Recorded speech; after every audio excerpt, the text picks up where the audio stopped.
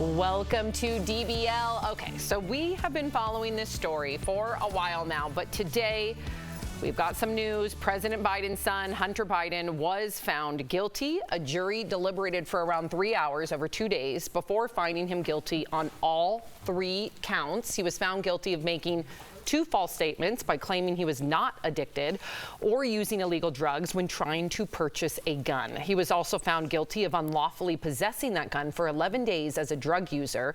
All 3 counts are felony charges, and he could face up to 25 years in prison and be fined up to $750,000. So it's likely he'll receive far less than that.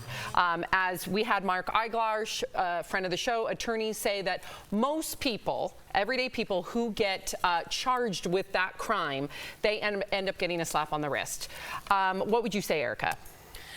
You know, it's interesting to me because I wouldn't have been able to pick Hunter Biden out of a lineup, and I to be honest, I don't think I could today.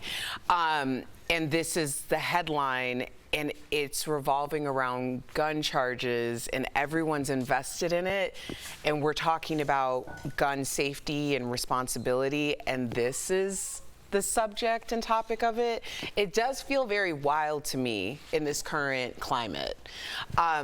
It just feels wild to me. I mean, clearly he did it. He's pretty much admitted that he did it, right? He's guilty of this charge. I'm not even concerned about that. It's just that this is what we're talking about when it pertains to guns in America. Feels crazy. Jeff?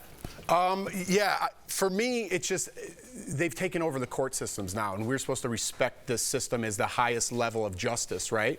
And it's not about guns. He's guilty, right? But I don't even think it should have went this far. He should have pled out of court. Trump, the Democrats went after him with a Democratic appointed judge. They got him for paying off a porn star. Now they're coming after Biden, and they made sure it went to trial to show the details, just like they did Stormy Daniels' testimony, and, you know, kind of put Trump out there. The Republicans are doing the same thing to the Democrats, and we're not setting precedent on gun control or paying off prostitutes. We're setting a precedent of you come after us, we're coming after you now. Yes. And now we're doing it, we're playing our game in the justice system. That's what's happening, and we've set the precedent for that. So if it's a Republican appointed judge, they're coming after the Democrats, and it's vice versa, and we've set the tone now for the future, for November. Yeah, well, it's interesting that we are talking about, like you said, Erica, gun control and gun safety, but I think in a different society, maybe what would have come out of this is maybe instead of asking somebody that might be addicted to drugs, are you on drugs, and hoping that they're honest, maybe we start having some kind of drug test that you need to pass, maybe a background check. These are the reasons that people claim to want these things in place.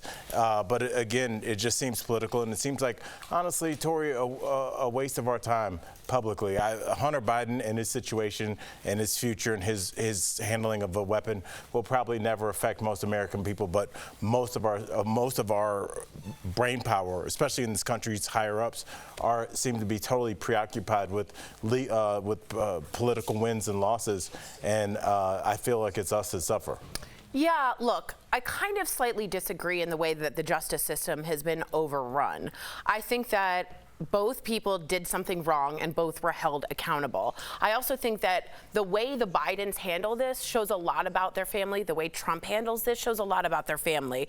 President Biden has made a statement, and he said, quote, "I am the president, but I'm also a dad. Jill and I are so proud of the man he is today. I will accept the outcome of this case and will continue to respect the judicial process as Hunter considers an appeal."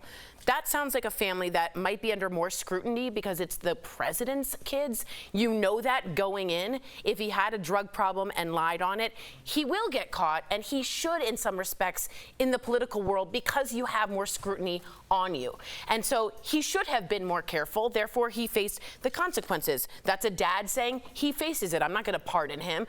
If we all held ourselves to that account and listened to the judicial system, I think it's politics to say the judicial system is not real. I think it is. I think it's fair. I think no one's taken it over. I think people are being held accountable for things that they did wrong. But it's been highly politicized, and I agree with you. It always has. But I think, yeah. I know, but I will say, with gun reform, to Erica's point, this is what we're using to talk about gun reform. Clearly. I'm glad he's being held accountable. I don't want anybody, and I'm very sensitive to people with addiction, but I don't want anybody who are addicted to any sort of drug, not in their right frame of mind, handling a firearm.